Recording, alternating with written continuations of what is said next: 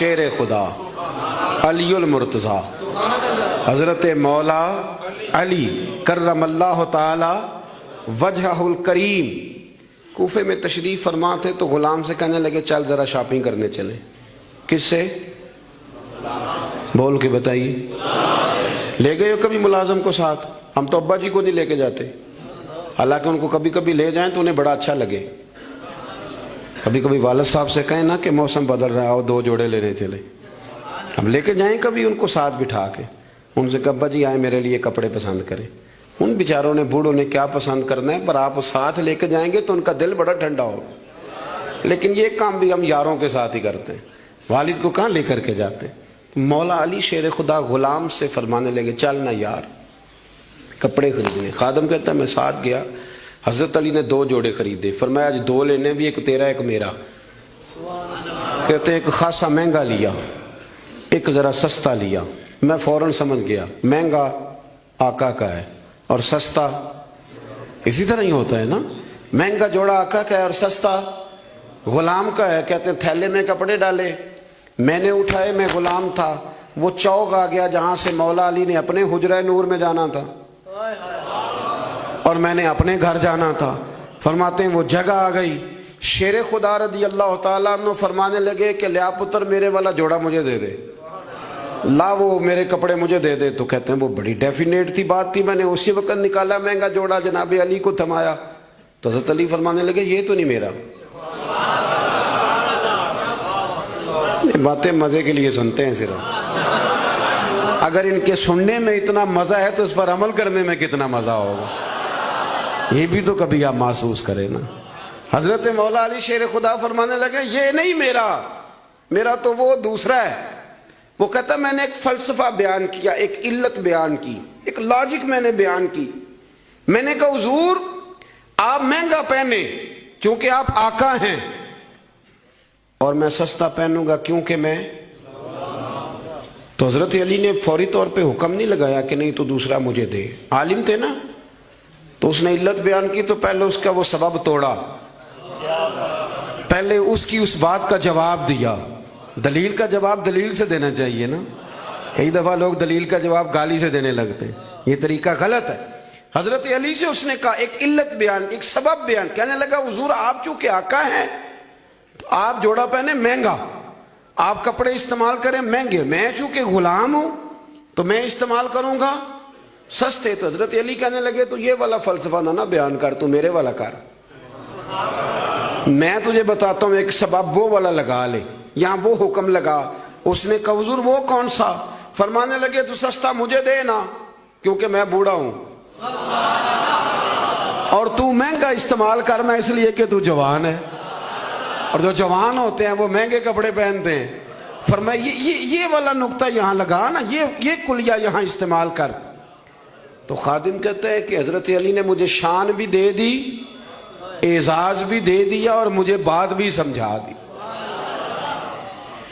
تیسری بات ہے اس کا بھی ضرور خیال رکھیں ہمیشہ اپنی زندگی کے اندر. آپ کو سکون ملے گا، آپ کو اطمینان ملے گا. ہم نا آرام پسند بہت ہو گئے. سب سے زیادہ ہمیں پریشان وہ بندہ کرتا ہے جو ہمارے آرام میں تھوڑا سا خلل ڈالتا ہے. اسپیکروں پہ پابندی کیوں لگی بھلا؟ جھگڑے شگڑے اب کوئی نہیں ہوتے تھے، اب کہاں دور رہ گیا. اب تو صرف لوگوں کی نیند خراب ہوتی تھی، اور جو سوسائٹیوں میں رہتے ہیں نا ان کے لیے زیادہ مسئلہ تھا. ہم ذرا سا بھی اپنی نیند قربان کرنا، اپنے اوپر تھوڑا بوجھ لینا پسند نہیں کرتے. رات کو کچھ لوگوں کو جاگتے رہنا بڑا ضروری ہے. ڈاکٹر کے لیے اپنا موبائل آن رکھ کے اسے سونا چاہیے، یہ میری گزارش ہے. اس لیے کہ کسی وقت بھی کوئی مریض اس کو فون کر سکتا ہے. جو لوگ سیکیورٹی اداروں سے تعلق رکھتے ہیں ان پر ضروری ہے کہ وہ رات بھی اپنے موبائل کو آن رکھے. جن کی ذمہ داری میں کچھ لوگ ہیں، میرے پاس ایک ایسا نمبر ہے رات بھر وہ نمبر، میرے پاس مدرسے کے بچے ہیں، وہ کسی وقت میری ضرورت پڑ سکتی. مجھے سینکڑوں دفعہ کہا ہے گھر والوں نے بھی باہر والوں نے بھی کہ آپ اس کو بند کر دیں. تو میں کہتا ہوں پھر یہاں تو مدرسہ بھی بند کرو نا، کیا ہو جائے گا. مثلا نیند تو اگر اللہ آپ کو سکون دینا چاہے تو 20 منٹ کی نیند میں نیند پوری ہو جاتی ہے. اور اگر وہ مالک بے نیاز ہے، کبھی نہ سکون آئے تو سارا دن نہ بستر سے نکلے، سستی نہیں جاتی. صحیح کہہ رہا ہوں میں؟ تو تھوڑی اگر آپ اپنی نیند قربان کر لیں گے کسی کے لیے، کسی کو سکون دینے کے لیے، تھوڑی سی نہیں دیتے ہم. ہمیں تو بس یہ ہے کہ میرے لیے سارے جاگیں گے، میں نہیں اٹھوں گا کسی کے لیے. ہر آدمی ہائی الرٹ کھڑا رہے، اس سے انسان بہت بڑا خود غرض ہو جاتا ہے. اور جب وہ کسی کو سکون نہیں دیتا تو پھر اسے نیند بھی نہیں آتی. اگر ہم تھوڑا احسار کریں. حضرت انس بن مالک رضی اللہ تعالیٰ عنہ فرماتے ہیں رات کا وقت تھا، مدینے کے کونے سے چیخنے چلانے کی آواز آنے لگی بڑی شدت کے ساتھ. قاضی ایاز رحمۃ اللہ علیہ نے بھی لکھا ہے اور بھی دیگر سیرت نگاروں نے نقل فرمایا ہے، تیز ایک کونے سے تیز آواز چیخنے کی آنے لگی. فرماتے ہیں سب لوگ جمع ہو گئے جن کے کانوں میں آواز گئی. ہم نے نیزے، تیر، تلواریں، ساری چیزیں جمع کرنی شروع کر دی کہ ادھر جاتے ہیں اور جا کے دیکھتے ہیں وہاں کیا ہے. کہتے ہیں ہم تیاری کر چکے جب، اور ہم نے منصوبہ بنا لیا، اور جب ہم نے رخ پھیرا نا ادھر جانے کے لیے تو اللہ کے نبی صلی اللہ علیہ وسلم وہاں سے واپس آ رہے تھے. اور کہتے ہیں حضرت ابو طلحہ انصاری رضی اللہ تعالیٰ عنہ کے گھوڑے پر آپ سوار تھے اور گھوڑے کی پشت پر کوئی اور چیز نہیں تھی، یعنی کوئی کجاوا نہیں ڈالا، کوئی کپڑا نہیں ڈالا، ننگی پشت پر حضور سوار تھے، ہاتھ میں ایک نیزہ تھا. اور حضور اکیلے گئے، اکیلے واپس آئے اور آ کے فرمایا بھی سو جاؤ، کوئی پریشانی کی بات نہیں.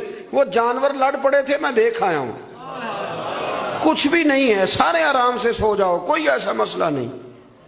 حضرت انس کہتے ہیں باقی تو ساری دنیا سو گئی تو میں ساری رات سوچتا رہا کہ محبوب تو ہماری سوتے ہوئے بھی نگہبانی فرماتے. جو حضور سب سے پہلے چلے گئے، دیکھ کے لوٹ بھی آئے، اس کا مطلب ہے کہ سرکار جاگ رہے تھے. حضور نے ویسے بھی فرمایا ہے کہ میری آنکھیں بند ہوتی ہیں، دل میرا بیدار ہی رہتا ہے. آپ یقین کریں اتنی خود غرضی، وہ پھر آہستہ آہستہ وہ خود غرضی. ہم پہلے خود غرض ہوتے ہیں، اپنے ابا جی سے کہتے ہیں کہ اب میرا گزارا نہیں ہوتا، میرے بھی بچے ہیں. یہاں سے ہم آغاز کرتے ہیں خود غرض ہونے کا. پھر کچھ عرصے کے بعد ہمارے بچے ہمیں کہنا شروع ہو جاتے ہیں کہ ابا جی اب ہمارا گزارا نہیں ہوتا، ہمارے بھی تو بچے ہیں نا. پھر وہ کبھی گونجتا ہے ہمارے کانوں میں ہمارا اپنا قول جو ہم نے کبھی کیا تھا اپنے والد کے لیے.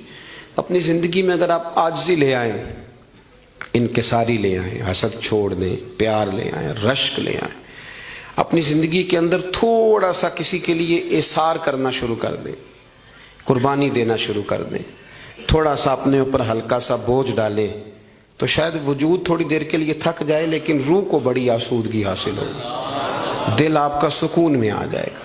آپ ایسے محسوس کریں گے کہ میں اصلاح پذیر ہو گیا ہوں، میرے باطن کے اندر جو میل کچیل تھے وہ چھٹنے لگے، وہ دھبے اب آہستہ آہستہ کر کے دور ہونے لگے. آپ کی اس محفل میں بھلا مہمان خصوصی کون ہے؟ یہ بزرگ مشائخ تو آئے ہیں، ہماری سرپرستی کر رہے ہیں، لیکن اس محفل کا سب سے خاص بندہ وہ ہے جس نے محفل سے پہلے مسجد میں جھاڑو دیا، جس نے صفیں بچھائیں، جس نے اشتہار لگایا، جس نے جذبہ کا اظہار کیا. اس بیچارے کی شاید فوٹو بھی نہ آئے، شاید بہت سارے لوگوں سے جانے بھی نہ، لیکن میں نہیں جانتا، حضرت نہیں جانتے، مفتی صاحب نہیں جانتے، پر جس رب رسول کے لیے کیا وہ تو جانتے ہیں نا. اچھا وہ میں نے اس طرح کے کارکنوں کو اکثر دیکھا ہے کہ وہ دور کھڑے مسکرا رہے ہوتے ہیں محفل کو دیکھ دیکھ کے، میرا جلسہ بڑا کامیاب ہو گیا، دیکھو جی میری محفل. ان کو جو آسودگی حاصل ہوتی ہے نا دوسروں کو صفے بچھا کے دینے میں، اعزاز دینے میں، محنت کرنے میں، شہرت تو کسی اور کی ہوئی، پوسٹر پہ نام تو میرا لگا، فوٹو تو میری لگی. اس بندے نے کیا کمایا؟ اس نے اپنے دل کا سکون حاصل کیا، اس نے راحت کمائی، وہ ٹھنڈا ہوا، اسے اللہ تبارک و تعالیٰ نے سکون کی دولت دی. وہ رات کو جب سوئے گا تو کہے گا میں نے کمال نہیں کر دی، حالانکہ کسی کو کوئی پتہ نہیں. اس کی وہ جو ساری باتیں ہو رہی ہیں وہ رب رسول کے ساتھ ہو رہی ہیں، اللہ نبی.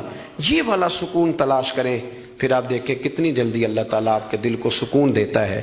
یہ زیادہ دور نہیں ہے، یہ بہت مشکل کام نہیں ہے، کچھ چلے مجاہدے کرنے والا کام نہیں، یہ تھوڑا سا دل کی نگرانی کرنے والا کام.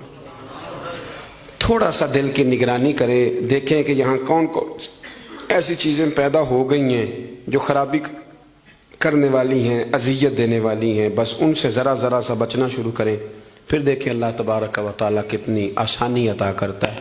دعا کرتا ہوں جو میں کہہ سکا میرا مالک اسے قبول فرمائے.